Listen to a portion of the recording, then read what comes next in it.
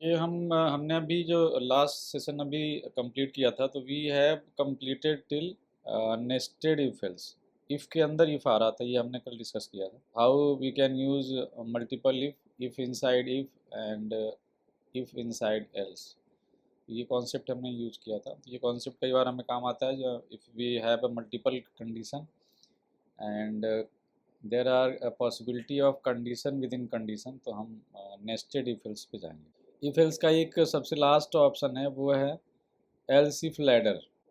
Else if ladder जो है वो देख लेते हैं कैसे हम इसमें बनाएंगे। तो इसमें एक कीवर्ड यूज होता है एलिफ नाम से। इफ तो पुराना ही है जो हमने यूज़ किया है। यहाँ पे एक एलिफ नाम से एक कीवर्ड है। इसको अगर ब्रेक करके समझें तो ये कुछ ऐसा है, एल्स इफ को ही कंबाइन करके पाइथन में एक कीवर्ड बनाया गया है एलिफ। या हम इसको क्या बोल रहे हैं, एल्स इफ लैडर। तो ये कैसे काम करता है तो उसको देखते हैं। इसमें हम जब भी हम ऐसी प्रॉब्लम में फंसे हुए हैं जहाँ पे हमें मल्टीपल कंडीशन है, देयर आर मल्टीपल कंडीशन, वो सारी चेक होनी है। बहुत सारी कंडीशन है जो सारी वो चेक होनी है, लेकिन चलेगी कोई एक ही। मतलब चेक तो सारी करनी है लेकिन चलेगी कोई एक ही। तो हम उसको एल्स इफ लैडर वाले लॉजिक से बनाएंगे।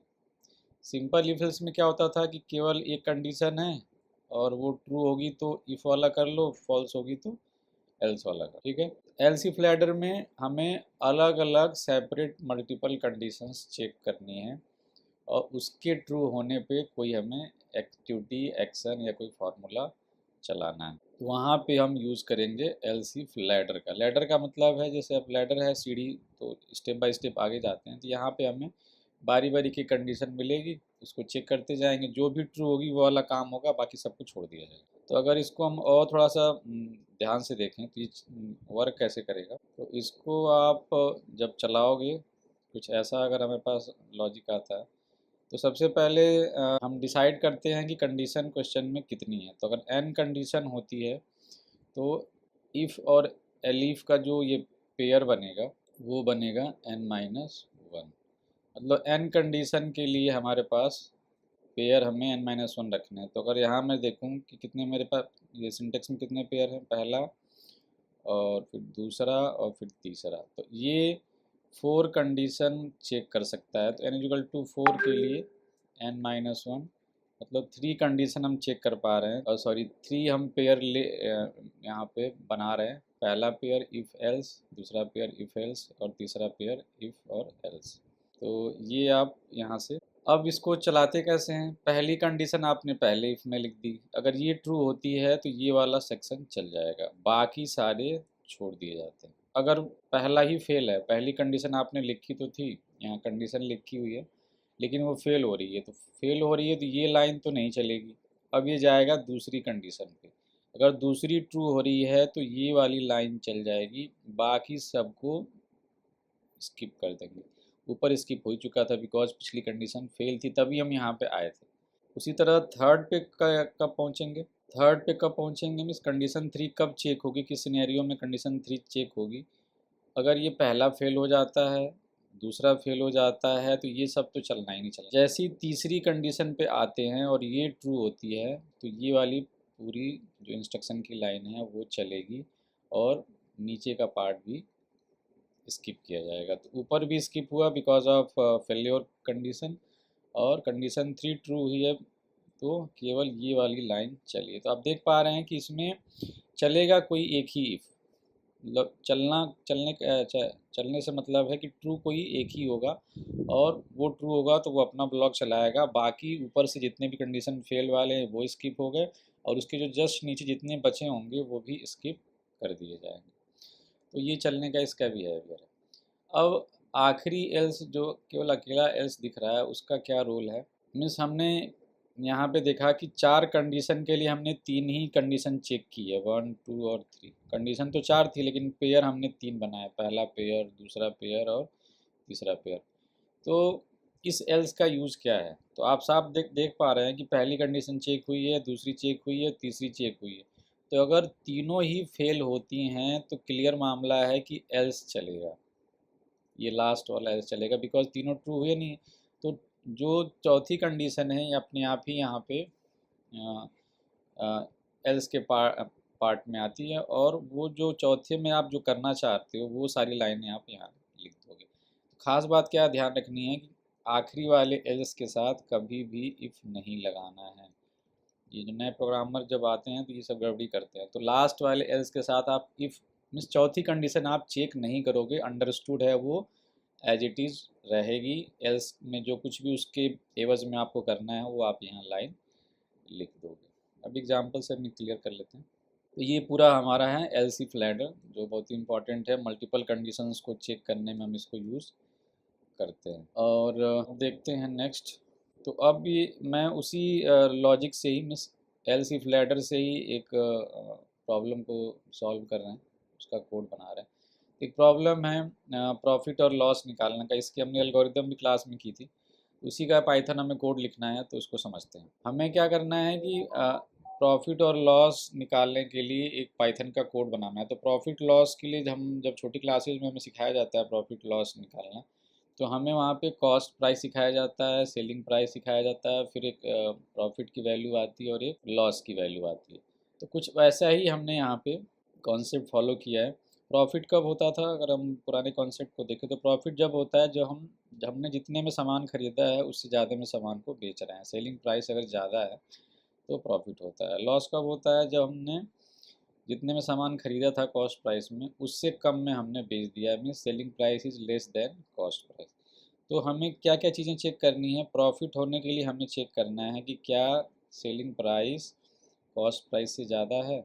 लॉस के लिए क्या चेक करना है, हमें चेक करना है क्या कॉस्ट प्राइस सेलिंग प्राइस से ज़्यादा है। तो ये दो चीज़ें हमें चेक करनी है। अगर ये दोनों चीज़ें ट्रू नहीं हो रही हैं तो बिल्कुल क्लियर मामला है कि दोनों वैल्यूज़ क्या होंगी, बराबर होंगी। तीसरा केस हम एल्स में रख देंगे और एक इफ़ यहाँ लगा देंगे और दूसरी कंडीशन के लिए एलिफ लगा देंगे, एलिफ। और ये लास्ट जो है ये चेक नहीं करनी है, ये अपने आप एल्स में आ जाएगी। तो इसी कॉन्सेप्ट से हमने ये बनाया है। हमें इनपुट क्या चाहिए होगा, कॉस्ट प्राइस। क्योंकि पैसे का मामला है तो फ्लोट टाइप का है, तो आप फ्लोट ले लो चाहे इवल ले लो, कोई दिक्कत नहीं है, आप उससे इनपुट करा सकते हो। तो कॉस्ट प्राइस इनपुट करा दिया, सेलिंग प्राइस इनपुट करा दिया। अब वही जो लैडर है उसको हम यूज़ कर रहे हैं। तो आप साफ साफ देख पा रहे हैं कंडीशन कितनी बनी थी, 1 2 और 3। 3 कंडीशन बनी थी, तो हमने पेयर कितने लगाए, पहला पेयर और दूसरा पेयर। तो कंडीशन 3 थी, तो n कंडीशन के लिए आपको पेयर लगाने हैं n-1। तो n-1 हमने पेयर लगाया बिकॉज कंडीशन 3 थी, तो 2 पेयर में हमने इसको किया है। अब यहाँ पे आप फ्री हो कि आप किसी भी कंडीशन को पहले या बाद में चेक कर सकते हो। ये कोड जैसा लिखा हुआ है एज इट इज़ को लिखना ज़रूरी नहीं है। आप चाहो तो ये वाली कंडीशन पहले चेक कर लो, ये वाली बाद में चेक कर लो, इक्वल टू वाली पहले चेक कर लो। बस ये ध्यान रखना है कि जो कंडीशन आप छोड़ोगे वो अपने आप एल्स में वो वाला काम आपको करना है विदाउट चेकिंग दैट कंडीशन। यहाँ कुछ नहीं करना है, यहाँ इफ़ लिखना ही नहीं है। तो यहाँ इस वाले कोड को देखेंगे ध्यान से। तो हमने क्या चेक किया, कॉस्ट प्राइस और सेलिंग प्राइस इनपुट करा लिया। फिर हम कंपेयर कर रहे हैं कि क्या सेलिंग प्राइस कॉस्ट प्राइस से ज़्यादा है तो क्या होगा, प्रॉफिट होगा। तो प्रॉफिट होगा तो कितना होगा, तो we can calculate in this way कि प्रॉफिट का जो वेरिएबल है उसमें असाइन हो जाए selling price minus cost price, और उसको हम यहीं पे प्रिंट भी करा लें। उसी तरह दूसरी कंडीशन है, हो सकता है कि कॉस्ट प्राइस सेलिंग प्राइस से ज़्यादा हो, तो उस केस में लॉस होगा। तो लॉस की वैल्यूज़ आप निकाल लेंगे यहाँ पे और उस लॉस को यहाँ पे प्रिंट कर देंगे। अब तीसरी कंडीशन हमने चेक नहीं की है बिकॉज हो सकता है कि दोनों वैल्यू बराबर हो, तो वो अपने आप हमने कॉमन मैसेज दे दिया है बस विदाउट चेकिंग, बिकॉज वो अंडरस्टूड है कि हम इस एल्स पे तभी पहुँचेंगे जब ये फेल होगा और ये फेल होगा। मीन्स ये दोनों काम अगर नहीं होंगे तभी हम लास्ट में जाएंगे। तो वो सिनेरियो तभी बनेगा जब कॉस्ट प्राइस और सेलिंग प्राइस की वैल्यू सेम। तो ये था एलसी फ्लैटर का एक एग्जांपल। और इसी तरह से हम मल्टीपल कंडीशन वाले बहुत सारे प्रोग्राम बनाते हैं जहां हमें अलग अलग कंडीशन को चेक करनी होती है। तो उतने हम एलसी फ्लैटर बनाते जाएंगे और उसको फिर चेक करके अपना कोड कंप्लीट कर लेंगे। अब जो आज का जो इम्पोर्टेंट टॉपिक है वो है लूप कंट्रोल स्ट्रक्चर, जिसमें फॉर लूप और व्हाइल लूप आपको समझने हैं। तो इसको देखना है ध्यान से। इस पे कई सारे आउटपुट वाले क्वेश्चन भी मिलेंगे कल। और कुछ प्रोग्राम भी आपको मिल सकते हैं। तो ये थोड़ा सा सबसे टिपिकल पार्ट भी है, तो इसको अच्छे से और समझना है टाइम लेके। तो चलिए देखते हैं। अभी तक हमने जो कुछ कल से लेके आज तक जो समझा है, पहले हमने समझा कि फार्मूले बेस्ड प्रोग्राम कैसे बनाएंगे। तो अगर मैं कल वाला अगर ये सेक्शन देखूं, तो कल हमने क्या किया है, कल क्या किया था, इसमें हमने सिंपल एक फार्मूला था, फार्मूले को हमने बनाया, फार्मूले को हमने इनपुट दिया और उससे आउटपुट लिया। तो ये आपका सिंपल लॉजिक था। फिर हमने ये कंडीशन लगा के चीज़ों को चेक किया। कंडीशन जब लगा के चीज़ों को चेक कर रहे हैं तो वहाँ हमें इफ़ एल्स की ज़रूरत पड़ रही है। वहाँ पे हमें इफ़ एल्स की ज़रूरत पड़ रही है।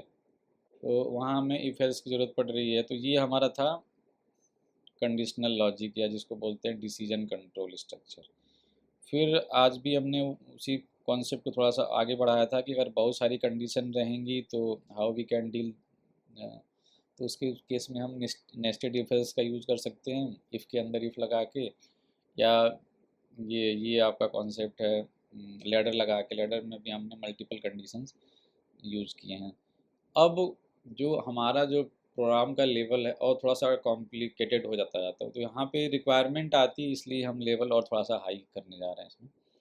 तो अब क्या रिक्वायरमेंट है, किसी भी लॉजिक को बार बार रिपीट करना। तो लॉजिक के बारे में हमने कल बात की थी, लॉजिक क्या होता है, किस लिए काम करते हैं। दो लॉजिक तो हम सीख ही चुके हैं, फार्मूले वाला लॉजिक और कंडीशन वाला। तो अभी उसी लॉजिक को रिपीट करने की बात आ रही है, और वो रिपीटिशन, या रिपीटिशन का दूसरा नाम होता है आइट्रेशन। तो आइट्रेट करना है तो उसको बोलते हैं आइट्रेटिव या रिपीटिटिव लॉजिक, जिसका एक और प्रोग्रामिंग में नाम है लूप कंट्रोल स्ट्रक्चर। तो लूप कंट्रोल स्ट्रक्चर को हम कैसे इम्प्लीमेंट करेंगे, वो देखते हैं यहाँ पे। तो उसके लिए पाइथन में दो फैसिलिटीज़ है। पहली फैसिलिटी है एक जो बहुत ही पॉपुलर है, वो है फॉर लूप। तो फॉर लूप लिखते कैसे हैं, लिखने का तरीके का मतलब है सिंटेक्स। जैसे अभी साइकिल 2 में क्वेश्चन भी आया था कि फॉर लूप का सिंटेक्स लिखो। तो फॉर लूप का सिंटेक्स पहले समझेंगे, और इसका पर्पज हमने पहले समझ लिया है कि इसका काम क्या होगा, लॉजिक को रिपीट करना। तो लॉजिक क्या हो सकता है, कोई फार्मूला है उसको रिपीट करना, कोई कंडीशन है उसको रिपीट करना। तो रिपीटिशन का जो काम जब भी आता है तब हम लूप के बारे में सोचते हैं, और लूप में जो सबसे पहला लूप है वो फॉर लूप है। उसका हम सिंटेक्स समझने जा रहे हैं। तो सिंटेक्स का मतलब कैसे इसको कोड के अंदर लिखा जाएगा और कैसे ये चीज़ों को रिपीट करेगा। तो फॉर लूप क्या है, फॉर कीवर्ड से बनता है, इन कीवर्ड का भी यूज़ करेंगे, और एल्स जो है, एल्स भी इसमें यूज़ होता है, जो कि ऑप्शनल है। कुछ केसेस में हम एल्स लगा के अपना कोड बनाते हैं, और लेकिन ये मैंडेटरी पार्ट नहीं है। Else is not a mandatory part, लेकिन बाकी चीज़ें आपको ऊपर जो लिखी हुई हैं ये सारी ये मैंडेटरी हैं। तो पूरा सिंटेक्स क्या क्या बन रहा है, फॉर लिखना होता है, लूप को चलाने वाला एक वेरिएबल होता है जिसको बोलते हैं कंट्रोल वेरिएबल, और वो बिहेव करता है सीक्वेंस के हिसाब से। तो सीक्वेंस हमने कल समझा था, कल क्या परसों समझा था। सीक्वेंस का मतलब है लिस्ट हो सकता है, और जितने भी डेटा टाइप है सीक्वेंस वाले, टपल हो सकता है, आप ये स्ट्रिंग हो सकती है, ये सारी चीज़ें जो हैं वो सीक्वेंस में आती हैं आपकी। तो कंट्रोल वेरिएबल चाहिए, इसको हम बोलते हैं, इसका दूसरा नाम है लूप काउंटर वेरिएबल। लूप को काउंट करना मतलब कितनी बार चलाना है, कौन सा डेटा लेना है, वो सब कुछ मतलब लूप का कंट्रोलर है ये, लूप काउंटर वेरिएबल। तो दो नाम है इसके, इसको बोलो आप चाहे कंट्रोल वेरिएबल, कंट्रोल करता है, लूप को कंट्रोल करेगा।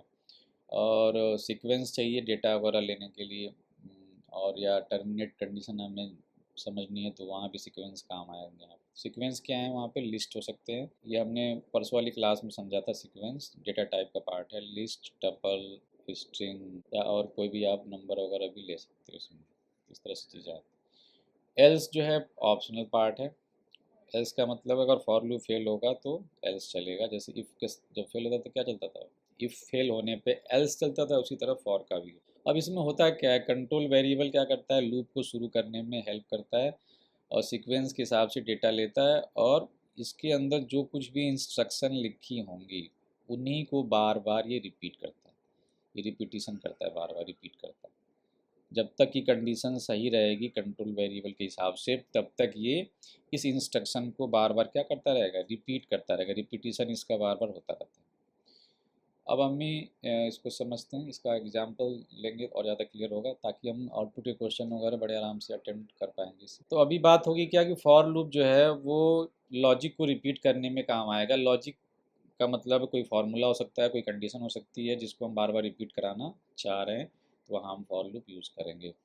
अब फॉर लूप को और अच्छे से समझने से पहले मैं पहले एक बिल्ट इन फंक्शन समझाऊंगा जो फॉर लूप में जम के यूज़ होता है, और कल आपको पेपर में दिखेगा भी कई जगह। तो पहले उसको समझते हैं। तो अभी तक जो हमने बिल्ट इन फंक्शन सीखे हैं उसमें मैंने कुछ नाम लिए हैं। इनपुट हमने सीखा, प्रिंट सीखा, INT फ्लोट सीखा, eval सीख लिया। तो ये हमने बिल्ट इन फंक्शन सीखे हैं। तो अभी जो इस टॉपिक में एक और बिल्ट इन फंक्शन मिलेगा, मतलब इसके लिए हमें कोई मॉड्यूल लगाने की ज़रूरत, इंपोर्ट करने की ज़रूरत नहीं है। We can directly use in our program without any library support.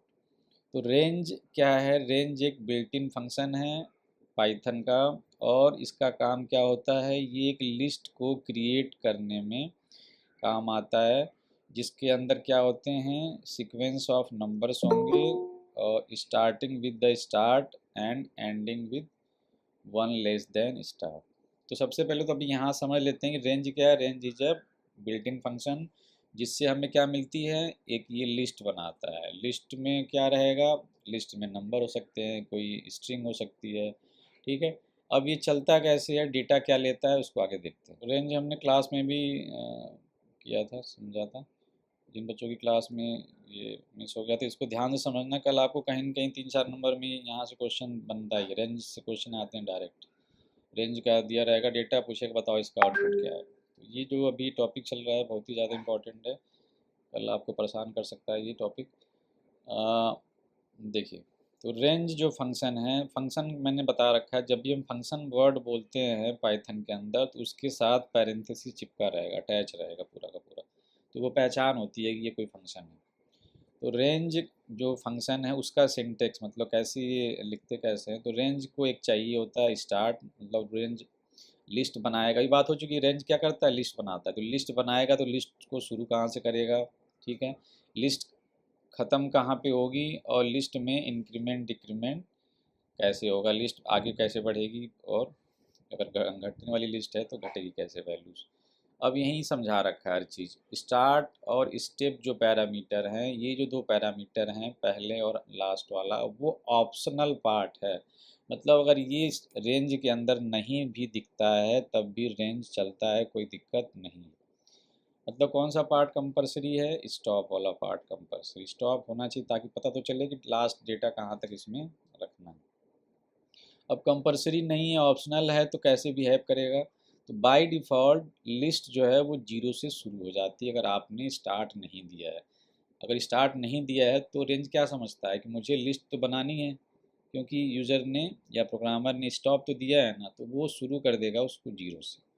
और बाय डिफ़ॉल्ट अगर आपने स्टेप नहीं दिया है, दो चीज़ें ऑप्शनल थी यहाँ पे, हमने स्टार्ट और स्टेप समझा। तो स्टेप का मतलब आगे कैसे बढ़ें या पीछे कैसे जाएँ। स्टेप मतलब स्टेप बढ़ा रहे हैं, आगे जा रहे हैं, पीछे जा रहे हैं। तो वो अगर चीज़ें वो भी क्लियर नहीं है, वो भी आपने पास नहीं किया है, because of optional in nature, तो हो सकता है कि यूज़र ने या प्रोग्रामर ने स्टेप को भी पास नहीं किया है। तो वो आगे कैसे बढ़ाता है, तो वही चीज़ लिखी हुई है। अगर आपने स्टेप की वैल्यू भी पास नहीं की है तो ये बाय डिफ़ॉल्ट एक का इंक्रीमेंट देता है। तो हमने क्या चीज़ें समझ ली कि रेंज को चलाने के लिए तीन डेटा चाहिए, स्टार्ट, स्टॉप और स्टेप, जिसमें से स्टार्ट और स्टेप ऑप्शनल हैं। अगर आपने स्टार्ट नहीं पास किया है तब भी रेंज लिस्ट बनाता है, लेकिन वो लिस्ट जीरो से शुरू होती है बाय डिफ़ॉल्ट। और चूंकि आपने स्टेप भी नहीं दिया हो तो वो बाय डिफ़ॉल्ट क्या करेगा, एक एक का इंक्रीमेंट देके लिस्ट पूरी करता है। अब एक और चीज़ खास समझनी है, स्टॉप कब होता है। तो सबसे ख़ास चीज़ है, जो भी आप स्टॉप की वैल्यू दोगे उसके जस्ट पहले वाली वैल्यू पे ये रुकता है। अगर मैंने स्टॉप की वैल्यू 5 दी है, तो अगर मैं लिखता हूँ रेंज 5, मैंने ऐसे 5 लिख दी, तो सबसे पहले बात क्या समझनी है कि ये लिस्ट बनाता है। लिस्ट कैसे बनती है? स्क्वायर ब्रैकेट के अंदर। और आपने देखिए यहाँ पे स्टार्ट नहीं पास किया और स्टेप नहीं पास किया है, तो 5 को स्टॉप समझेगा, तो ये शुरू करेगा जीरो से और एक का इंक्रीमेंट देगा, तो 0 1 2 3 और 4 एक बढ़ता जाएगा, बिकॉज ऑफ ऑप्शनल जो पार्ट है मिसिंग है इसका। अब 5 तो दे दिया आपने स्टॉप, लेकिन 5 तक नहीं जाता है, 5 के जस्ट पहले तक जाएगा। तो इसका जो क्रिएशन होगा लिस्ट का वो होगा 0 से लेके। अब ये सारे एग्जांपल बड़े आराम से समझ में आएंगे। रेंज 10 क्या करेगा, तो साफ साफ दिख रहा है 10 है, तो साफ है कि इस स्टॉप की वैल्यू मानी जाएगी। स्टार्ट और स्टेप यहाँ मिसिंग है, तो 0 से शुरू करेगा और 9 तक जाएगा। उसी तरह रेंज अगर मैं 1,11 मैंने पास कर दिया है, तो 11 को ये स्टॉप समझता है, ये 1 जो है इसका स्टार्ट है। तो देखो आप यहाँ पे 1 से शुरू हुआ है, चूँकि 11 स्टॉप है तो 10 पे जाके ख़त्म हो गया। यहाँ भी जो स्टेप की वैल्यू है वो नहीं पास की गई है, तो ये क्या समझ रहा है कि बाय डिफ़ॉल्ट मुझे 1 का इंक्रीमेंट तो देना है। तो जो आपको लिस्ट यहाँ बन के दिख रही है उसमें हर एक वैल्यूज़ में +1 का इंक्रीमेंट दिया गया है। अब रेंज देख लेते हैं। अब यहाँ जो तीसरा एग्जांपल है रेंज का, इसमें अब तीनों वैल्यूज़ प्रॉपर तरीके से दी गई हैं, तो वो बिल्कुल अब इसी तरीके से बिहेव करेगा, बिकॉज जो यहाँ पे यूज़र ने, प्रोग्रामर ने 0 पास किया स्टार्ट की वैल्यू, और स्टॉप की वैल्यू 30 है, और स्टेप की वैल्यू 5 है।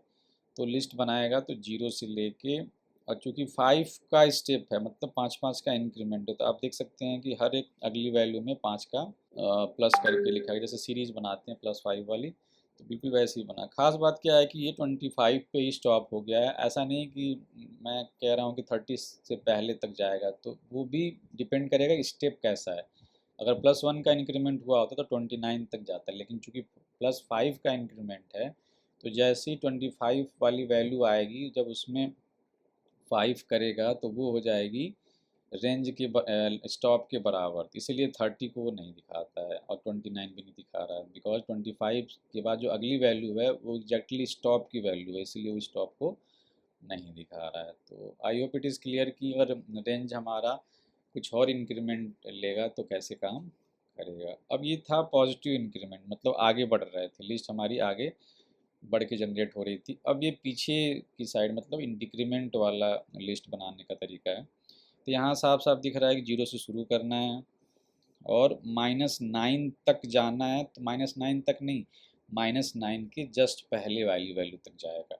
और वो भी किस पे डिपेंड करेगा कि इंक्रीमेंट आपने या डिक्रीमेंट कैसा लिया होगा। तो क्योंकि ये रिवर्स में जा रहा है, डिक्रीमेंट वाला रेंज है, तो आप देख सकते हैं कि 0 से शुरू तो हो गया, और चूँकि स्टेप कितने का है, स्टेप का मतलब डिक्रीमेंट यहाँ पे है, बिकॉज वैल्यू घट रही है। तो -1 का करना है, तो -1, फिर -2, -3, -4 और -7। तो चूँकि लास्ट लिमिट है -9, तो ये -9 तक नहीं जाएगा, उसके जस्ट पहले की वैल्यू क्या है, -8। और ये -8 क्यों ले रहा है, बिकॉज ऑफ केवल 1 का ही डिक्रीमेंट है, -1 का। तो आई होप ये क्लियर है कि रेंज कैसे काम करता है। अब इसी रेंज को हम फॉर लूप में यूज़ करते हैं। तो अब इसको देखते हैं कैसे ये हम इसको यूज़ करेंगे। यहाँ तक कोई दिक्कत हो तो बताओ बच्चों, कोई क्वेरी हो तो। मैं अब इसको फॉर के साथ में रेंज लगाने जा रहा हूँ, ताकि आपको अब दोनों मिल के समझ में आएंगे, ताकि कल जो आउटपुट वगैरह क्वेश्चन है आप कर लेंगे। अब वही चीज़ जो हमने रेंज समझी है वही रेंज हम यहाँ पे यूज़ कर रहे हैं। तो अगर विदाउट रेंज हमें चलना हो तो कुछ ऐसा काम हुआ, देखो फॉर हमने बनाया है, फॉर बनाया है, और फॉर का काम क्या है, जनरेट करना नंबर 0 से लेकर 9 तक। तो 0 से लेकर 9 तक के नंबर जनरेट करने हैं, तो दूसरा तरीका हो सकता है कि मैं काउंट मतलब कि मैनुअल लिस्ट बनाऊं। जो हमारा रेंज था वो लिस्ट खुद बना दे रहा है, अगर मैं रेंज यूज़ नहीं करना चाहता तो मैं कैसे काम करता, मैं खुद ही एक लिस्ट बनाता, 0 से लेके 9 तक की ये लिस्ट बन के तैयार हुई है, 0 से लेकर 9 तक। और उस लिस्ट को, चूँकि लिस्ट सीक्वेंस है, तो जो फॉर लूप का सिंटेक्स है, इन के बाद सीक्वेंस, तो सीक्वेंस आपने यहाँ पास कर दिया, और ये है लूप का काउंटर, जिसको बोल रहे हैं लूप का कंट्रोल वेरिएबल। तो ये वेरिएबल यहाँ से बार बार एक एक वैल्यूज़ यहाँ पे असाइन होके, और ये वैल्यू यहाँ पे प्रिंट होती जाती है। अब इसी चीज़ को मैंने रेंज से बनाया है यहाँ पे, तो आप देख सकते हैं रेंज का यूज़ क्या है। तो रेंज भी यहाँ पे क्या करेगा, तो सबसे पहले रेंज फंक्शन कॉल होगा और वो एक लिस्ट बना देगा खुद ही, 0 से, जो भी हमने समझा था रेंज। तो यहाँ पे क्योंकि 10 है तो लिस्ट कैसे बनेगी, 0 से लेके 9 तक की लिस्ट बना देगा, और उसी लिस्ट की वैल्यूज़ आई के पास असाइन होती जाएंगी और वो प्रिंट करता जाएगा। तो दोनों हैं तरीका। अगर आप रेंज यूज़ नहीं करना चाह रहे हो तो यू हैव टू प्रिपेयर है manual list as per your requirement, और वो उस लिस्ट का नाम आप यहाँ पास कर दो, या फिर वही काम आप रेंज से करवा रहे हो। रेंज में बाकायदा स्टार्ट, स्टॉप और स्टेप की वैल्यू पास करके जैसा आपको लिस्ट चाहिए वो लिस्ट बना देगा, और फिर आप वो लूप काउंटर लगा के अपना लूप यहाँ पे चला सकते हो। तो ये था लूप के थ्रू एन एन तक के नंबर जनरेट कर। अभी जब हम सीक्वेंस की बात कर रहे हैं तो यहाँ पे और क्या आ सकता है। तो सपोज हमने कोई स्ट्रिंग बनाई है, कल बताया था कि स्ट्रिंग जब भी बनती है सिंगल कोट से या डबल कोट से बनती है। तो मैंने एक स्ट्रिंग नाम का स्ट्रिंग बनाई है यहाँ पे श्रेयांश, और उस स्ट्रिंग को हमने एक वेरिएबल में पास कर दिया है str1 में। अब मैं उस str1 को यहाँ पे यूज़ कर रहा हूँ, और तो वो ये भी तो एक सीक्वेंस है। अभी मैंने नाम लिया था सीक्वेंस क्या क्या हो सकते हैं, लिस्ट है, टपल है, स्ट्रिंग। तो यहाँ पे स्ट्रिंग है, स्ट्रिंग आपकी सीक्वेंस में आई। इस केस में कैसे काम होगा, आई क्या वैल्यू लेगा और प्रिंट क्या करेगा। तो आई क्या करता है, str1 की वैल्यू पूरी देखेगा। तो ये पूरी की पूरी str1 की वैल्यू। तो इसको कुछ ऐसा समझेगा ये। इसमें अलग अलग कैरेक्टर एस है, फिर एच आ गया, फिर आर आ गया। अब यही सारी अलग अलग वैल्यूज़ आई के पास जाएंगी और प्रिंट होंगी। ए आ गया, एन आ गया, कुछ ऐसा ये अंडरस्टैंडिंग बनती है यहाँ पे। अब एस की वैल्यू पहली आई के पास जाएगी तो एस प्रिंट हो जाएगा। आप यहाँ देख सकते हैं आउटपुट आया होगा एस। एच, एच फिर आएगा आई के पास। तो जब तक ये पूरा कंटेंट यहाँ ख़त्म नहीं हो जाता, ये वैल्यूज़ बारी बारी क्या होंगी, स्क्रीन पे आती जाएंगी। तो इसी तरह के आउटपुट क्वेश्चन कई बार रहते हैं। कोई नाम दिया रहता है और फॉर लूप चलाना रहता है, और फिर काउंटर में पूछते हैं कि इस वाली प्रिंट में क्या क्या चीज़ें आएंगी। तो आप देख सकते हैं कि उस नाम के हर एक कैरेक्टर को बारी बारी प्रिंट कर रहा है। और ये एक कैरेक्टर के बाद जो दूसरा कैरेक्टर है वो नीचे क्यों आ रहा है, बिकॉज जो आपका प्रिंट फंक्शन है ना, डेटा को प्रिंट करने के बाद लाइन चेंज कर देता है। लाइन चेंज का मतलब अगला जो प्रिंट आएगा वो अगली लाइन से आएगा, ये सबसे खास बात है। तो प्रिंट क्या करता है, बाय डिफ़ॉल्ट जो इस बार का जो प्रिंट का डेटा है वो प्रिंट करने के बाद कर्सर को नीचे भेज देता है। इसलिए जब अगली बार दूसरा जो आई का डेटा प्रिंट होने आएगा वो अगली लाइन से आएगा। तो ये भी आप ध्यान रखेंगे जब भी आउटपुट वगैरह लिखते हैं। तो प्रिंट के आउटपुट में खास बात क्या ध्यान रखनी है कि अगर लूप के अंदर प्रिंट है वो, तो हर एक प्रिंट का डेटा अगली लाइन पे आता रहता है। तो यहाँ पे अगर श्रेयांश में देखें तो SHREYANSH, ये हर एक कैरेक्टर अलग अलग लाइन पे आता जाएगा विद द हेल्प ऑफ आई, और वही प्रिंट हो रहा है। तो पहले एस आ रहा है, फिर एच आ रहा है, फिर आर आ रहा है।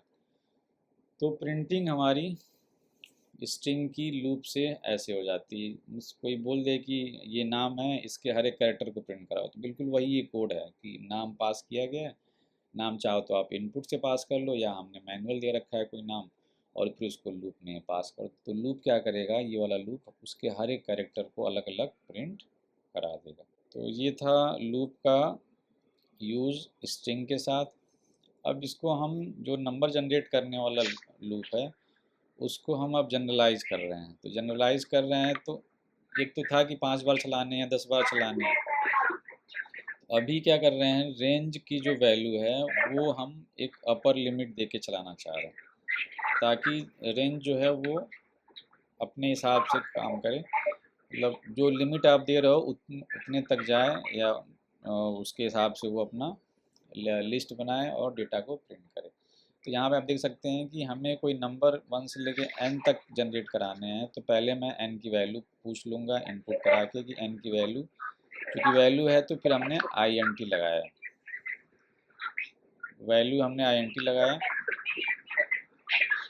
और फिर उसके बाद से उस वैल्यू को यहाँ पे पास कर दिया है। तो अब बिल्कुल अंडरस्टूड है कि मैंने n+1 यहाँ पे क्यों लिखा है, बिकॉज n+1 लिखूँगा तभी मुझे n तक की वैल्यू ये प्रिंट कर देगा। तो यहाँ पे अगर मैं n की वैल्यू 5 पास करूँगा तो ये हो जाएगा 5 + 1 6, और 1,6 मिल गया रेंज को। तो रेंज क्या करेगा, जो आपने 6 पास कर रखा है तो ये 1 से लेके 5 तक की लिस्ट के अंदर वैल्यू जनरेट करेगा। और वो वही वैल्यू देखो आप लाइन चेंज करके आ रही है अलग अलग लाइन पे, बिकॉज ऑफ प्रिंट क्या करता है, हर एक प्रिंट के बाद लाइन चेंज कर देता है। अलग अलग वैल्यूज़ ये आ रही हैं। तो आई होप ये आपका एंड नंबर की जो सीरीज़ है आप ऐसे प्रिंट करा लोगे रेंज से। जनरल टर्म में रेंज की हेल्प से कैसे करेंगे, स्ट्रिंग अगर यूज करते हैं फॉर लूप में तो वो कैसे बिहेव करेगा, या हम कोई अपना मैनुअल लिस्ट बनाते हैं काउंट वगैरह करके तो वो तब कैसे बिहेव करेगा, ये सारी चीज़ें आप यहाँ से समझ सकते हो। तो इसको आप अच्छे से रिवाइज कर लेना। रेंज फॉर, इस पर कुछ क्वेश्चन आपको आउटपुट वगैरह के इसमें मिल सकते हैं। अब जो हमारा कल का प्रोग्राम था जिसको हमने केवल एक बार चलाया था, तो उसको मैं वापस उस प्रोग्राम पे जा रहा हूँ। कल जो मैंने प्रोग्राम समझाया था, ये प्रोग्राम में, इस प्रोग्राम के लॉजिक में क्या है, इसमें क्या हो रहा है कि आप एक कोई रेडियस, एक कोई हाइट आप पास कर रहे हो और उसका वॉल्यूम निकल जाता है, या जो भी आपने एरिया निकाला एरिया निकल जाएगा और ये प्रोग्राम फिर स्टॉप हो जाता है। मतलब ये प्रोग्राम केवल एक सेट ऑफ डेटा के लिए चल रहा है, मतलब लॉजिक हमारा केवल एक बार चल रहा है। अब मैं चाह रहा था कि मेरे पास 10 रेडियस हैं या 20 रेडियस हैं या 100 रेडियस हैं जिनके मुझे और हाइट भी उतनी ही है, उन सब के मुझे क्या करने हैं, वॉल्यूम निकालने हैं, उतने सारा डेटा है। तो वहाँ पे फिर या तो मैं उसी लॉजिक को जो लाइन हमने लिखी थी अभी कोडिंग में, उसी को मैं 20 बार लिखूँ 25 बार लिखूँ, तो कोडिंग हमारी काफ़ी टाइम कंज्यूमिंग वाला प्रोसेस हो जाएगा। तो इसीलिए फिर उस कॉन्सेप्ट को हम चाह रहे हैं कि रिपीट कर जाए, जो लॉजिक है वॉल्यूम निकालने का वो रिपीट कर जाए 10 बार 20 बार एज पर रिक्वायरमेंट। उस लॉजिक को हम क्या कर रहे हैं, उसी लॉजिक को, जो पुराना लॉजिक हमने कल सीखा था, उसको हम फॉर के अंदर रख दे रहे हैं बस।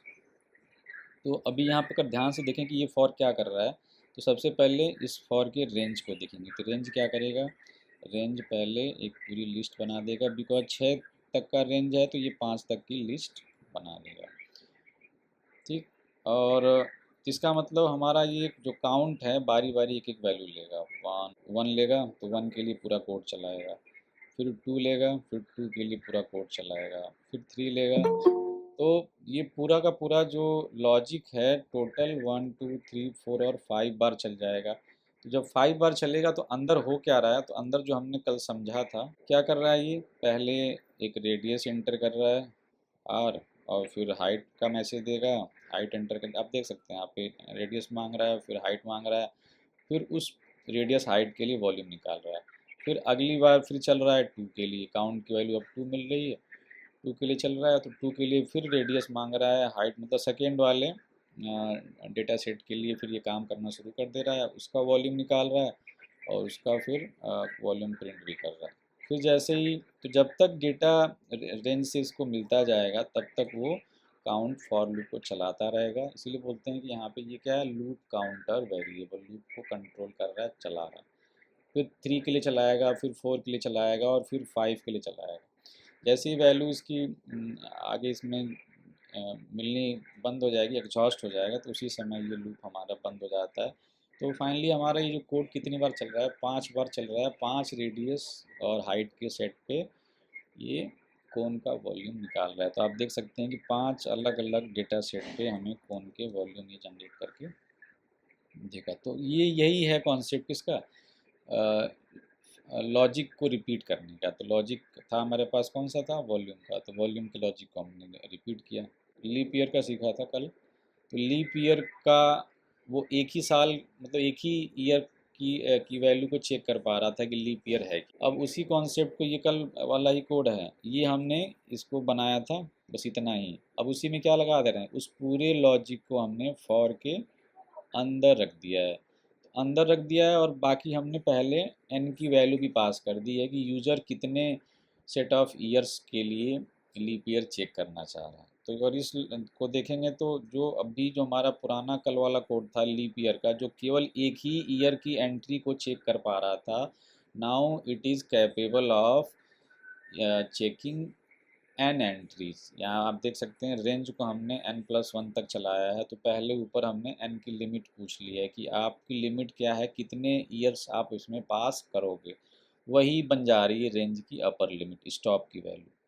और चूंकि आप काउंटर सीधा चला रहे हो तो आपने 1 से शुरू कर दिया, इस स्टेप दिया नहीं है, तो बाय डिफ़ॉल्ट ये +1 का इंक्रीमेंट देगा। ये आपको क्या कर देगा, उतने काउंटर बना देगा और वही काउंटर की वैल्यू काउंट के पास जाएगी। और बारी बारी ये कोड क्या करेगा, हर बार आपसे एक ईयर पास करेगा, फिर जो लॉजिक हमने कल समझा था उसी से बार बार वो लीप ईयर चेक करेगा है कि नहीं, है कि नहीं। तो आप देख सकते हैं सबसे पहले जो इसका आउटपुट है, यूज़र ने जो उसमें वैल्यू पास की है 4 की लिमिट डाल दी, इसका मतलब जो रेंज जो है वो 4+1, तो 4 की वैल्यू मतलब 4 इसको ईयर चाहिए, तो ये रेंज हमारा 1 से 5 का रेंज बनेगा, बिकॉज एन की वैल्यू यहाँ पे 4 पास की गई। तो ये टोटल कितने साल लेगा, 1 2 3 और 4। तो ये बारी बारी हो रहा है, मतलब पहले ईयर एंटर हो रहा है, फिर इफ़ चल रहा है, चेक कर रहा है कि ईयर लीप ईयर है कि नहीं, इफ़ फेल हो रहा है तो एल्स चल रहा है। तो ये टोटल 4 अलग अलग साल को ये चेक कर पा रहा है। इसी तरह आप इसको 20 साल अलग अलग ईयर्स के लिए चेक करा लो, तो आपके पास यहाँ पे एन की वैल्यू 20 पास कर देंगी, बाकी फॉर लूप अपना काम कर रहा है। तो यहाँ हमने पिछले वाले कोड में हमने फार्मूले वाले लॉजिक को बार बार रिपीट किया है, और इस वाले कोड में हमने कंडीशन वाला लॉजिक, जिसको मतलब बोल रहे हैं कि सिंपल इफ एल्स, उसको भी हमने यहाँ पे लूप में रख के, यहाँ से हमें और ज़्यादा क्लियरिटी मिल रही है कि फॉर लूप हमारा कितना काम का है और कितना हमारा टाइम बचाएगा कोडिंग का। कोई चीज़ अगर रिपीट होनी है, कोई डेटा हमें बार बार अलग अलग वैल्यूज़ के लिए कैलकुलेट करना है, तो हम उस डेटा को, उस लॉजिक को, उस कंडीशन को लूप के अंदर पास कर देंगे, और हमारी पूरी की पूरी कोडिंग है थोड़ी सी शॉर्ट हो जाएगी इससे। तो now I hope it is clear कि फॉर लूप कैसे काम कर रहा है और कैसे लॉजिक को अपनी बॉडी के अंदर रख रहा है, ताकि रिपीटिशन भी हो जाए और लॉजिक हमारा मल्टीपल डेटा के लिए चल भी जाए। तो ये था लीप ईयर का कोड। इसी तरह क्वेश्चन आता है कि ये लॉजिक है, इसको 10 बार चलाओ, मतलब पूछेगा कि कोई इवन ऑड नंबर है। अब कोई बोले कि नहीं, द इवन ऑड नंबर एक नहीं 10 चेक करने हैं, तो क्या करोगे, जो इवन ऑड का लॉजिक है ना, यहाँ पे इवन ऑड का लॉजिक यहाँ कॉपी कर दोगे, और ऊपर आप फॉर लूप चला लोगे एन के लिए, तो एन की वैल्यू पास हो जाएगी। बिल्कुल यही कोड रहेगा पूरा का पूरा, और यहाँ अंदर आप इवन ऑड वाला लॉजिक है, इफ़ एन मॉड 2 = 0 एल्स, वही लॉजिक अंदर कर देंगे। यहाँ बार बार इवन इंटीजर नंबर पास होता रहेगा। तो सेम जो कोड है हमारा, ये नंबर ऑफ लीप ईयर्स के लिए करवा लो, नंबर ऑफ बहुत सारे सिंपल इंटरेस्ट निकालने हैं, बहुत सारे आपको लीप ईयर चेक करने हैं, बहुत सारे इवन ऑड नंबर चेक करने हैं, बहुत सारे प्राइम नंबर चेक करने हैं, वो सारे लॉजिक किसी से यहाँ से बन जाते हैं। तो लॉजिक आपका बस फॉर के अंदर रख देना है, बाकी शुरू की जो 2-3 लाइनें हैं एज इट इज। अब वही चीज़ देखो, अभी मैंने इवन ऑड का नाम भी लिया था, अगला ही कोड वही है। तो अगर कोई बोले कि नहीं एक इवन ऑड नंबर नहीं, हमें कोई रेंज दे रखी है कि 10 इवन ऑड नंबर चेक करना, 10 नंबर हैं जिनको इवन ऑड चेक करना है, 20 करना है, तो आप सेम कोड देखो बना रहे हो यहाँ पे। यहाँ एम ले लिया है, तो एम हमारी रेंज की लिमिट में आ जाएगा, और पूरा जो इवन ऑड का लॉजिक हमने सीखा है सिंगल टाइम जो चलता है, उसी को हमने यहाँ कॉपी कर दिया। तो now this code will check even odd numbers for multiple values. ये सबसे बड़ा फ़ायदा था लूप का यहाँ पे। तो 4 का है, मतलब 4 अलग अलग वैल्यूज़ को ये इवन ऑड चेक कर पा रहा है बारी बारी, तब तक ये चलता रहेगा, जब अपनी लिमिट क्रॉस कर जाएगा तब जाके ये बंद हो जाता है। तो नाउ इस तरह के लॉजिक कई बार आएंगे, तो कोई नया चीज़ आता है तो आप इसको ऐसे ही फॉर के अंदर उस लॉजिक को बना के रख दोगे। ये वाला भी देख लेते हैं, प्राइम नंबर। प्राइम नंबर आपको छोटी क्लास में बताया जाता है कि, और उसी का ये कोड है, ये प्राइम नंबर चेक करने का कोड। तो थोड़ा सा इसको समझेंगे, उसके बाद से फिर मैं ब्रेक बता दूंगा, और वॉइल भी समझ लेंगे, उसके बाद ख़त्म करेंगे क्लास। तो अभी देखो इवन ऑड तो हमने समझ लिया था कि मॉड 2 करूँगा 0 आएगा तो इवन रहेगा, नहीं आता है तो एल्स करके ऑड कर दूंगा। प्राइम नंबर का चक्कर क्या है, तो प्राइम नंबर बच्चों वो नंबर होते हैं जो जिनके केवल दो ही इनका जो डिवीज़र होगा, जो इनको डिवाइड करने वाला होगा। तो उसमें अगर देखूँ मैं 7, तो 7 एक, मैं कह रहा हूँ 7 एक प्राइम नंबर है, बिकॉज 7 केवल 1 या 7 से ही डिवाइड होगा। तो प्राइम नंबर की पहचान क्या है कि ऐसा नंबर जो केवल खुद से या फिर 1 से ही, तो पूरे जितने भी नंबर हैं वो 1 से और खुद से डिवाइड होते हैं। ये सारे नंबरों की खासियत होती है कि वो 1 से डिवाइड हो जाते हैं और या खुद से डिवाइड हो जाते हैं। लेकिन अगर वो इसके अलावा और किसी नंबर से डिवाइड नहीं होते हैं, तभी वो प्राइम नंबर बोले जाते हैं। तो अगर मैं देखूँ यहाँ पे 2, तो 2 केवल 1 से डिवाइड होता है और 2 से डिवाइड होता है, तो 2 भी एक प्राइम नंबर है। थ्री भी केवल 1 से डिवाइड होता है और 3 से डिवाइड होता है, तो वो प्राइम नंबर है। ठीक, अब 5 को भी देखूं तो 5 केवल 1 से डिवाइड होता है और 5 से डिवाइड होता है। लेकिन जैसे मैं इनके बीच के कुछ नंबर लेता हूँ 4, तो 4 को अगर मैं देखूं तो 4 1 से भी डिवाइड हो रहा है और 4 से भी डिवाइड हो रहा है और यहाँ पे 2 से भी डिवाइड हो जा रहा है। तो ये जो एक्स्ट्रा इसका फैक्टर निकल के आया है, ये मतलब जहाँ पे मोर देन 2 फैक्टर आ गए, इसका मतलब वो प्राइम नंबर नहीं रहा। ठीक है, तो नंबर, प्राइम नंबर की पहचान आपको समझ में आ गई होगी। अगर मैं बोल लूँ कि 12 क्या है, प्राइम नंबर है कि नहीं, तो 1 और 12 से तो डिवाइड होगा ही, उसके अलावा ये 2 से भी डिवाइड होगा, 4 से भी डिवाइड होगा, 6 से भी डिवाइड होगा। तो इतने सारे इसके फैक्टर आ गए, और फैक्टर होने हैं केवल 2 प्राइम होने के लिए। कौन से? एक तो वो खुद और एक 1, दो ही अगर फैक्टर हैं तभी वो प्राइम नंबर है। तो यहाँ से क्या समझ में आ रहा है कि 12 प्राइम नंबर नहीं है। यही लॉजिक हमें बनाना है इसमें कोडिंग के फॉर्म में। तो ये नीचे बनाया गया है, तो इसको समझ लेते हैं। तो अभी क्या चेक हो रहा है कि नंबर जो है वो 1 और खुद से तो वो डिवाइड होगा ही होगा। क्या वो किसी और नंबर से डिवाइड हो रहा है? तो चाहे मैं प्राइम नंबर लूँ या ना लूँ, अगर मैंने कोई नंबर ले लिया है 25, तो 1 से तो सारे नंबर डिवाइड हो रहे हैं। मैंने एक प्राइम नंबर ले लिया 13, ये भी 1 से डिवाइड होगा। तो 1 से चेक करने से हमारा काम बनेगा नहीं, तो 1 से चेक नहीं करेंगे, चेक करना शुरू करेंगे 2 से। तो इसीलिए हमने रेंज को शुरू किया है 2 से। इस किसी भी नंबर n को अगर चेक करना है कि वो प्राइम है कि नहीं, तो जो डिवीज़न का काम है, वो डिवाइड जो चेक करने का काम है, वो हम 2 से शुरू करेंगे। बिकॉज सारे नंबर चाहे वो प्राइम हो या ना हो, वो 1 से तो डिवाइड होंगे ही, तो 1 से कोई फ़ायदा है नहीं। तो 2 से डिवाइड करना चेक किया है, 2 से डिवाइड करना शुरू किया है। और यहाँ पे हमने रेंज को n लिखा है, तो इसका मतलब जब स्टॉप n पे है तो ये चलेगा कहाँ तक? n-1 तक, एक कम चलता है। अभी हमने सीखा भी था इसके बारे में। तो इसका मतलब अगर मैं कोई वैल्यू 5 ले रहा हूँ जिसको मुझे प्राइम चेक करना है, तो रेंज क्या करेगा? रेंज मुझे बहुत सारे यहाँ पे डिवीज़र देगा। 2 से शुरू करेगा, 2 से लेके और 5 अगर मैं रेंज को दूंगा, तो रेंज जो वैल्यू पास करेगा वो करेगा 2, 3 और 4। तो 5 को चेक करने के लिए प्राइम है कि नहीं, तो मुझे 2 से डिवाइड चेक करना होगा, 3 से डिवाइड चेक करना होगा और 4 से डिवाइड चेक करना होगा। तो इसी तरह का लॉजिक यहाँ पे रखा गया है। तो ये चीज़ क्लियर हो रही होगी कि why range is starting from 2 and why it is it has been stopped to n. Because n+1 नहीं चला रहे हैं, बिकॉज सारे नंबर खुद से तो डिवाइड होंगे ही, तो इसीलिए हमने 1 से भी नहीं चेक किया है और उस पर्टिकुलर वैल्यू से भी नहीं चेक किया। बिकॉज चाहे वो प्राइम नंबर हो या ना हो, वो सारे के सारे इस फीचर को फॉलो करते हैं। तो इसलिए हमने जो रेंज रखी है वो स्टार्ट की है 2 से, और उस नंबर से जस्ट पहले तक का डेटा हमें मिलेगा, जिससे हम डिवाइड करके बार बार चेक कर रहे हैं। तो कर क्या रहे हैं अंदर, आप साफ साफ देख पा रहे हो कि जो आई है जो रेंज से निकल के आएगा। तो अभी हमने अपना पूरा लॉजिक समझा कि कैसे इसको टैकल करेंगे, हाउ वी कैन चेक कि नंबर प्राइम है कि नहीं। अब इस लूप के अंदर समझ लेते हैं क्या हो रहा है।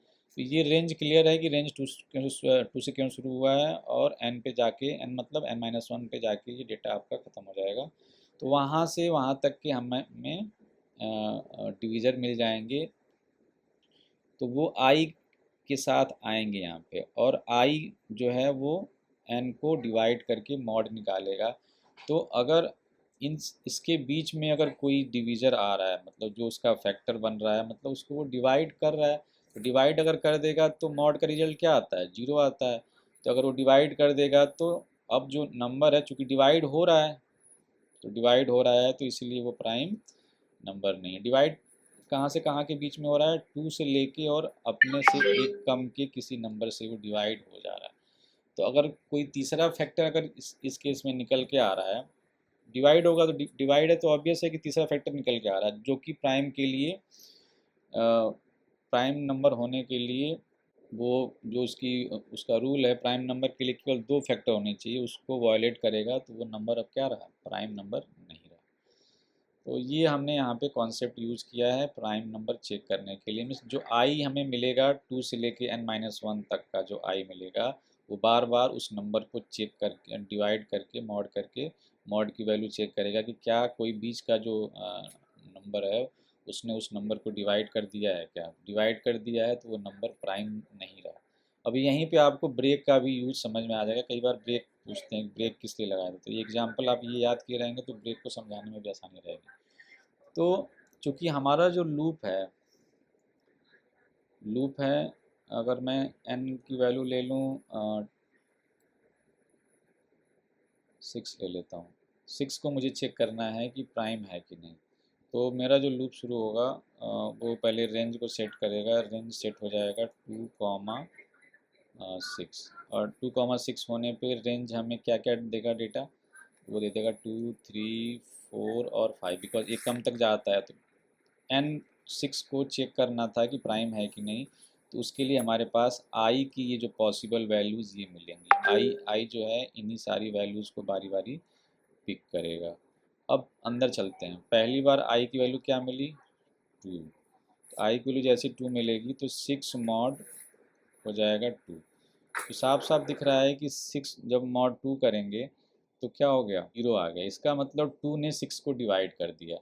तो अभी हम बात कर रहे थे कि नंबर या तो 1 से डिवाइड होना चाहिए और या तो खुद से डिवाइड होना चाहिए, लेकिन इस पहली बार में क्या हुआ कि 2 ने 6 को डिवाइड कर दिया। इसका मतलब तीसरा फैक्टर आ गया पहली बार में।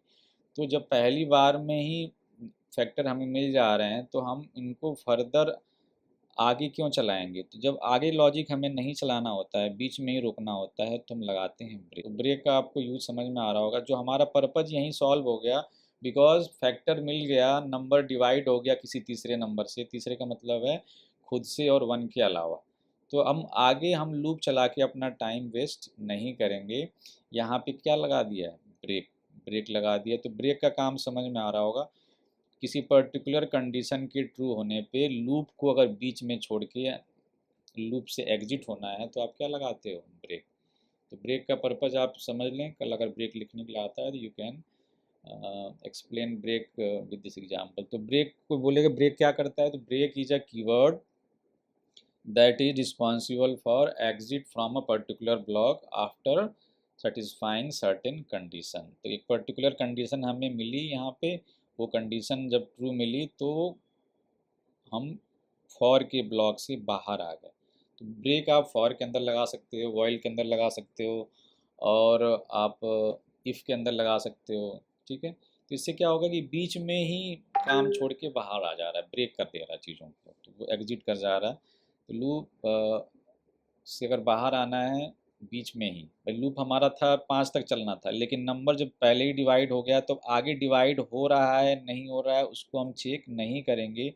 बिकॉज जब पहले ही उसका एक डिवीज़र मिल गया है, फैक्टर मिल गया है, तो आगे चेक करने कोई फ़ायदा नहीं। बिकॉज वो प्राइम नंबर तो अब रहा ही नहीं, पहले ही क्लियर है, पहले ही डिवाइड पे क्लियर हो गया कि प्राइम नंबर। तो दैट्स वाई फिर हम ब्रेक करके बाहर आ जाएंगे और अपना फिर हम डिसीजन हो ही गया है कि नंबर प्राइम नंबर नहीं। तो प्राइम नंबर का हमने पूरा एक कॉन्सेप्ट समझा जो आपने पहले छोटी क्लास में पढ़ा था। फिर हमने उसका कोड समझा, कैसे कोड बनाएंगे, और साथ ही हमने ब्रेक का भी यूज़ समझ लिया है। तो ये आप अच्छे से कर लेंगे। अब मैं वॉइल बता देता हूँ। कई बार ये प्रोग्राम आया हुआ है, एक दो पेपर में आया हुआ था प्रोग्राम, इसको भी आप समझ लेंगे। छोटा सा प्रोग्राम है। अभी बोल रहा है कि एक प्रोग्राम बनाओ जिसमें टेबल जनरेट करेगा, किसी भी नंबर की टेबल जनरेट करेगा। तो ये प्रोग्राम पूछा गया आपके पेपर में, पिछले 1-2 साल में पूछा गया था। तो Python programme for generating a table of any number. तो कोई नंबर की टेबल हमें जनरेट करनी है। तो आप याद करो जब टेबल छोटी क्लास में, आप फर्स्ट सेकंड क्लास में टेबल को कैसे लिखते थे, बिल्कुल वही लॉजिक समझना। सपोज मैम ने बोला कि 2 की टेबल बनाओ, तो आप ऐसे कुछ लिखते थे, 2 1 जा 2, 2 3 जा, ठीक। और ये पूरा जो लॉजिक था वो आपका लॉजिक बढ़ते बढ़ते ये जाता था 2 क्रॉस 10। और फिर आपको फिर यहाँ पे लिखना होता था कि 2 1 जा 2 आ गया, और ऐसे करके आप लिखते जाते थे 4 एंड सो ऑन। ये आप लिखने का जो तरीका था, बिल्कुल यही तरीका हम यहाँ यूज़ करने वाले हैं। और हम टेबल का प्रोग्राम यहाँ पे अभी समझ लेंगे तुरंत। और 2 10 जा 20, तो ये पूरी टेबल आप बनाते थे छोटी क्लास में। आप देखेंगे कि जी नर्सरी के बच्चे इस तरह बनाते हैं कुछ। कुछ ऐसा ही हम यहाँ करने जा रहे हैं। तो आप ये देखोगे लॉजिक तो बिल्कुल समझ में आएगा कि सर ने क्या भी समझाया। हो क्या रहा है यहाँ पे, चूँकि मुझे टेबल निकालने के लिए, किसी भी नंबर की टेबल निकालने के लिए उस नंबर की, मतलब ये आपका n है, जिस नंबर की मुझे टेबल चाहिए थी, तो उस नंबर की मुझे 1 से लेके 10 तक के डिजिट से बारी बारी मल्टीप्लाई करनी होगी, और जो मल्टीप्लाई का रिजल्ट आएगा मैं उसको बार बार प्रिंट करता जाऊँगा। तो आप देख रहे हैं वही हो रहा है। n मतलब वो नंबर है जिसकी टेबल चाहिए, i से हमें क्या मिलेगा, i और रेंज की हेल्प से मुझे 1 से लेके 10 की वैल्यू मिल जाएगी। तो उस नंबर को मैं i से, i का मतलब 1, i का मतलब 2, i का मतलब 3, तो बारी बारी i मुझे 1 देगा रेंज से, फिर 2 देगा। तो वो जो वैल्यूज़ हैं वो जो जिस n की हम टेबल निकालना चाह रहे हैं उसकी मल्टीप्लाई बारी बारी n से होगी, और हर एक जो वैल्यू का जो रिजल्ट आएगा m के पास उसको हम बार बार प्रिंट करते जाएंगे। तो इसी फैशन में पूरा का पूरा जो हमारा कोड चलेगा, और आप देख पा रहे हैं कि जो आउटपुट आया हुआ है वो बिल्कुल उसी तरीके से। सबसे पहले आपसे पूछ रहा है कि बताओ इंटीजर नंबर वो पास करो जिसकी टेबल आपको चाहिए। टेबल एन की वैल्यू पास कर दी, फिर आपने रेंज की लिमिट लगा दी। 11 क्यों लगा रखी, बिकॉज हमें 10 तक का नंबर चाहिए, हमने अभी रेंज में सीखा भी था। तो वो वैल्यू फिर यहाँ पे ये ले लेगा, और वहाँ से आपको आई के थ्रू 1 देगा, फिर 2 देगा, फिर 3 देगा, और बारी बारी जो नंबर हमारा एन है जिसकी आपको टेबल चाहिए थी, आप उसको इसमें मल्टीप्लाई करते जा रहे हो। वो एम में हर स्टेप में आ रहा है। पहले स्टेप में 2 1 जा आ जाएगा, दूसरे स्टेप में 2 2 जा आ जाएगा, तीसरे स्टेप में तो बिकॉज हमने एन की वैल्यू यहाँ पे 2 ले रखी एग्जाम्पल। तो ऐसे चल के ये पूरा का पूरा, ये दोनों लाइनें जो हैं वो फॉर के अंदर हैं, और ये फिर ये डिस्प्ले कर रही हैं। तो आई होप ये फॉर लूप से टेबल कैसे बनाएंगे ये क्लियर है। अब वॉइल देख लेते हैं। और वॉइल का भी आपको कॉन्सेप्ट पता होना चाहिए, बिकॉज लूप का मतलब होता है फॉर लूप भी और वॉइल लूप भी। तो सबसे पहले वॉइल बिल्कुल फॉर की तरह ही इसको समझो, बस थोड़ा सा लिखने का जो तरीका है वो अलग है इसमें। इसमें सबसे ख़ास बात है जो इसका सिंटेक्स है वॉइल का, उसमें कंट्रोल वेरिएबल सबसे ऊपर रहता है और उसको हम बाहर इनिशलाइज करते हैं। अभी आप फॉर जब देख रहे थे तो फॉर में सारा काम यहाँ था, कंट्रोल वेरिएबल इन फिर रेंज ऐसे लगा रहते। ये पोजीशन थी यहाँ पे कंट्रोल वेरिएबल। अब यहाँ पे क्या देख रहे हैं, कंट्रोल वेरिएबल वॉइल से जस्ट बाहर है, मतलब जो लूप शुरू होना होगा उसके जस्ट पहले आप कंट्रोल वेरिएबल को इनिशलाइज करोगे। कंट्रोल वेरिएबल इनिशलाइज करने का मतलब है कि कहाँ से शुरू करना है। इसमें आप जनरली रेंज की हेल्प नहीं लेते हो, तो काउंटर एक बनाते हो, काउंटर वेरिएबल की शुरू कहाँ से करना है, और उसी की एक अपर लिमिट दे देते हो कहाँ पे ख़त्म करना है, ठीक है। और बाकी लूप के अंदर जो चीज़ें रिपीट होनी, जैसा अभी हमने फॉर में भी बहुत सारे लॉजिक रख के रिपीट किए, तो वो सारे लॉजिक यहाँ पे आपको लिखने हैं। यहाँ भी एल्स आप यूज़ कर सकते हो, लूप अगर फेल होता है तो क्या करना है आपको। तो ये पार्ट भी ऑप्शनल है, सिमिलर टू फॉर लूप। अब एक एग्जांपल से और चीज़ें क्लियर होंगी, तो इसका सिंटेक्स भी आप प्रिपेयर कर लेंगे, वॉइल कैसे लिखते हैं। अब देखते हैं सेम जो फॉर का, जो मैं यहाँ लिख भी देता हूँ ताकि दोनों का आप मैच करा लो। नंबर जनरेट करने का अभी हमने फॉर का कोड समझा था, 1, 11 ये आपका फॉर लूप था। अगर मैंने ऐसा फॉर लिखा है तो ये 1 से लेके 10 तक के बिल्कुल यही चीज़ ये वाला फॉर कर रहा है। तो अभी हमने फॉर में समझ लिया। तो फॉर में कैसे कर रहे थे, आई लिख रहे थे, फिर इन इन ऑपरेटर हमने कल समझाया था आपको, इन फिर रेंज, रेंज 1, 10 दे रहे थे, सॉरी 1, 11 दे रहे हैं बिकॉज 10 तक हमें जाना है। वही चीज़ अब देखो यहाँ वॉइल से कैसे बनाएंगे ताकि आप बिल्कुल रिलेट कर पाओगे और आपको समझ में आएगा कि ज़्यादा इसमें मुश्किल है नहीं है। तो वॉइल में क्या हो रहा है, वॉइल में सबसे पहले एक काउंटर जो है, लूप काउंटर आप बाहर बना रहे हो i=1, और वो लूप काउंटर ही फिर यहाँ पे एक अपर लिमिट ले रहा है कि कहाँ तक चलूँ मैं। तो i1 से शुरू हो जाऊँगा, और i लेस और इक्वल, ये भी ऑपरेटर हमने अभी परसों किया था, i लेस और इक्वल, या तो i छोटा है या i 10 के बराबर है, तब तक क्या हो। तो पढ़ने का तरीका क्या होता है कि i लूप को शुरू करो i=1 से, और i10 तक जाओ जब तक, ठीक है। तो i1 से शुरू करना है, और जब तक i जो है वो 10 तक नहीं पहुंच जाता है, स्टेप नंबर 3 स्टेप नंबर 4 को बार बार आप क्या करोगे, रिपीट करते जाओगे। ये बार बार क्या करता है, रिपीट करता है। सबसे खास बात है कि यहाँ पे हमने आई को अंदर यहाँ बढ़ाया है, तो इसका ये इंक्रीमेंट है, ये इंक्रीमेंट है। तो चल कैसे रहा है, अगर मैं इसको और दोबारा आपको समझाऊं कि ये बिहेव कैसे कर रहा है, तो इसको समझते हैं। सबसे पहले क्या होगा, आई की वैल्यू 1 मिलेगी और आई की वैल्यू यहाँ 1 होगी। 1 लेस और इक्वल टू 10 चेक किया जाएगा, तो 1 लेस तो है ना, बिकॉज लेस और इक्वल है, तो लेस तो है ही, तो लेस है तो अंदर अपनी बॉडी में जाता है, प्रिंट कर देगा 1। फिर आई की वैल्यू बढ़ा देगा, तो पुरानी वैल्यू कितनी है 1 प्लस 1, तो ये हो जाएगी आई की वैल्यू 2। अब ये बढ़ी हुई वैल्यू वापस अब लाइन 1 पे नहीं जाएगा, इस बढ़ी हुई वैल्यू को फिर यहाँ कंपेयर कराता है कि 2 लेस इक्वल टू 10 है क्या, तो 2 अभी लेस तो है ही, कोई दिक्कत है नहीं। तो फिर अंदर जाएगा, अंदर जाके फिर यहाँ पे ये 2 प्रिंट कर देगा। फिर आई की वैल्यू बढ़ाएगा, तो आई की वैल्यू अब क्या हो जाएगी, पुरानी वैल्यू 2 थी, तो 2 प्लस 1 कितनी हो गई 3। तो 3 जो है वो अब बढ़ी हुई वैल्यू है, फिर 3 ऊपर जाएगा यहाँ चेक होने के लिए कि 3 लेस देन इक्वल टू 10 है क्या, फिर आएगा यहाँ पे प्रिंट करने के लिए। तो जब तक हमें अपर लिमिट नहीं मिलेगी तब तक ये आई की वैल्यू एक बढ़ाता जाएगा, और आप देख पा रहे हैं यहाँ पे उसको प्रिंट करता जाएगा, सॉरी 4 से लेके और 10 ऐसे जाएगा 10। अब इसमें आउटपुट में क्या देख रहे हैं कि 11 आया कहाँ से, तो 11 आया है, ये जो लाइन है ना, ये पहचान है कि लूप से बाहर है। क्यों पहचान, बिकॉज ये जस्ट वॉइल के सामने नीचे लिखा हुआ है, ये जो अंदर साइड में चीज़ें लिखी गई हैं वो वॉइल के अंदर हैं, और ये जो लाइन नंबर 5 है वॉइल के बाहर है। तो जैसे ही लूप हमारा कंप्लीट होगा तो वो आई जो है वो 10 के लिए भी चला होगा, और 10 के लिए भी जब चला होगा तो एक अंदर जाके बढ़ गया होगा, और लास्ट में 11 लेस इक्वल टू 10 की कंडीशन ऊपर जाके चेक हुई होगी, तब जाके ये वॉइल जो है वो फेल हुआ होगा, मीन्स आई उस समय बढ़ के 11 हो गया था।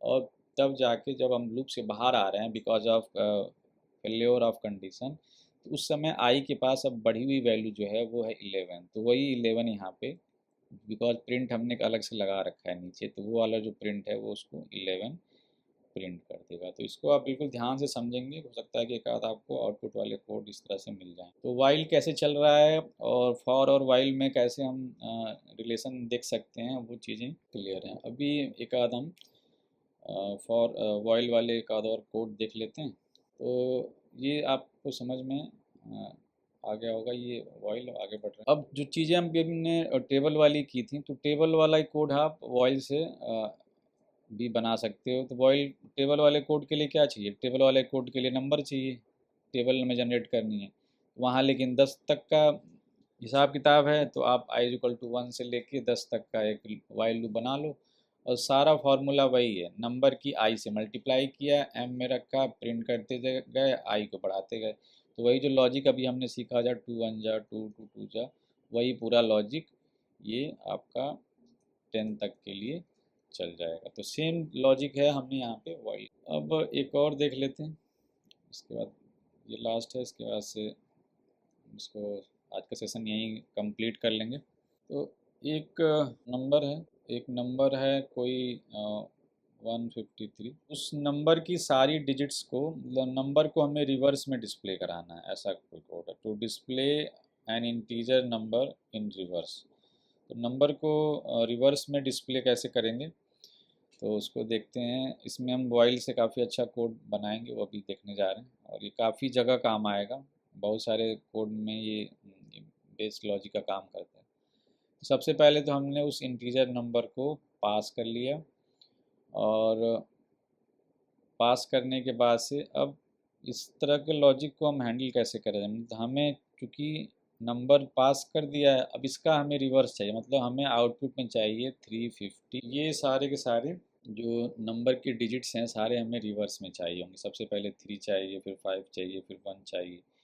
तो इसका लॉजिक है जो बिल्कुल आप डिवाइड और मॉड का लॉजिक हमने सीखा है उसी का हम यूज़ करेंगे और इसको समझेंगे।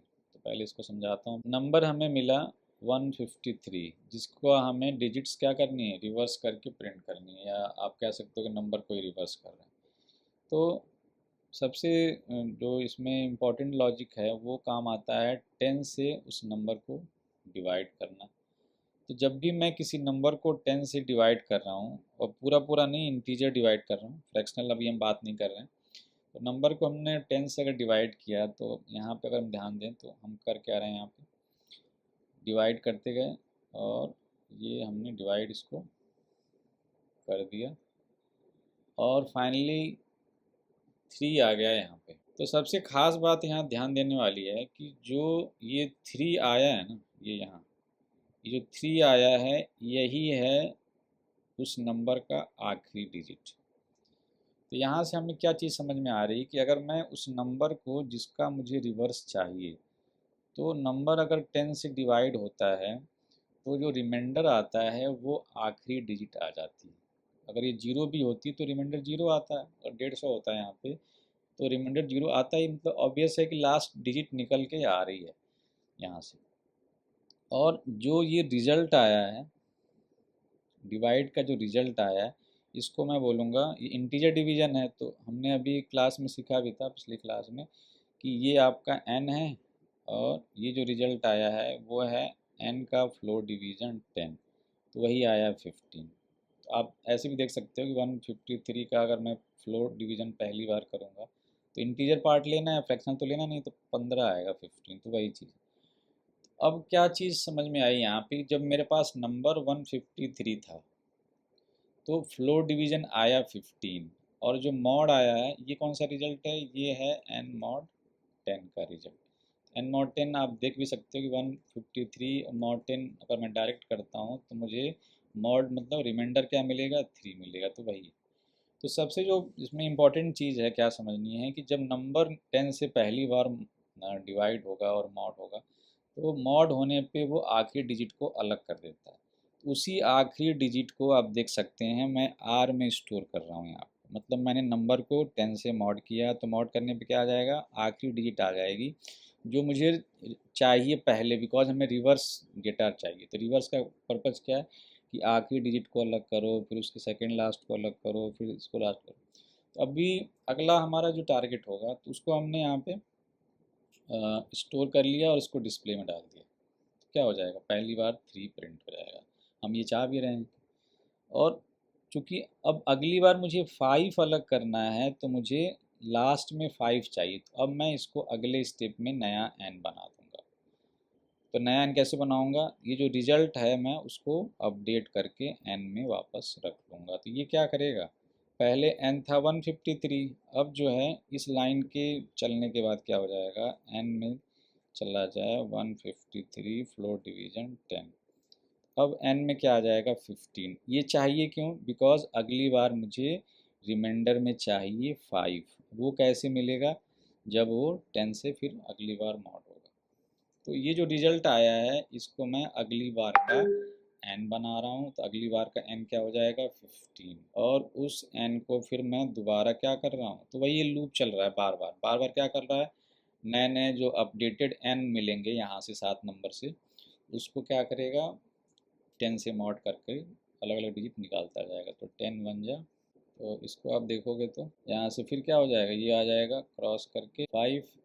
और 5 क्या है, 5 जो है वो है, यही तो है 5। इस बार का n क्या था, 15। तो इस बार वाले n का 10 से मॉड करने पे जो रिजल्ट आया, तो पिछली बार का r ये था, इस बार का r आपका ये। तो ये r आप यहाँ देखो, तो अगली बार जब लूप चल के जाएगा तो वो अब n के पास अगली बार 15 मॉड 15 मॉड 10 होगा। तो 15 मॉड 10 से क्या मिलेगा, 15 मॉड 10 से 5 अलग हो जाएगा, जो कि अगला है डिजिट। तो हमने 3 के बाद 5 प्रिंट करा लिया, ठीक है।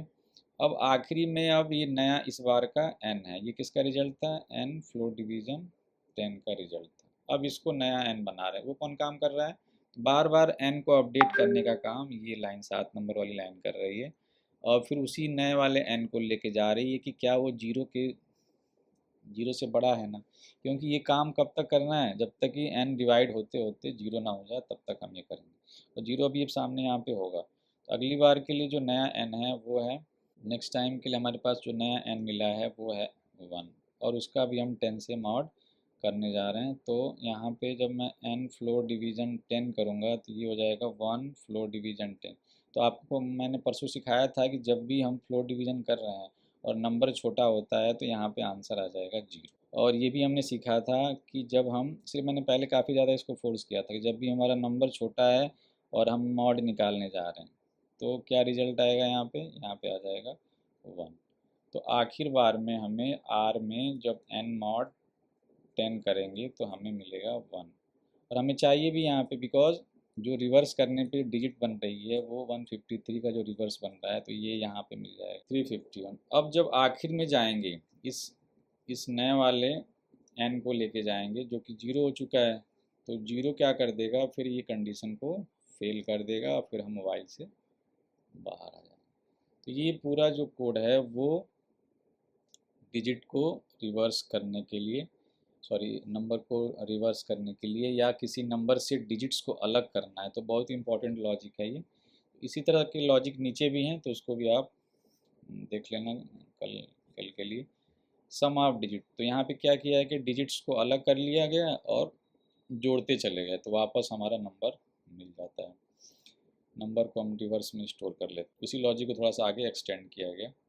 सम ऑफ डिजिट भी आप ऐसे निकाल सकते हो, सेम लॉजिक में थोड़ा थोड़ा चेंज हुआ है। यहाँ पे आप देख सकते हैं ये यहाँ पे क्या हो रहा है कि जो नंबर है उसका मॉड, मतलब उसके जो पीछे के डिजिट्स हैं वो आर में निकलते जा रहे हैं, वो जो जो आर निकलता जाएगा उसको मैं जोड़ता रहूँगा बार बार।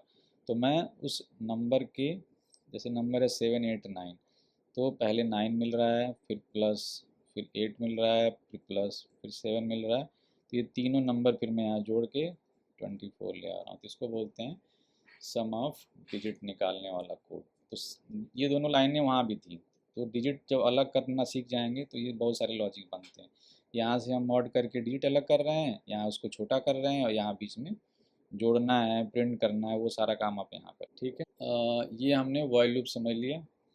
तो आज के लिए इतना ही रहेगा, बाकी कुछ होगा तो हम डिस्कस करेंगे। इनफाइनाइट लूप बच्चों अगर पूछता है कि कैसे बनाते हैं, तो वॉइल के अंदर आपने ट्रू कीवर्ड लगा दिया, ये इन लूप इनफाइनाइट हो जाता है। अंदर कोई भी आप मैसेज रखोगे, फॉर्मूला रखोगे, वो लगातार चलता रहेगा।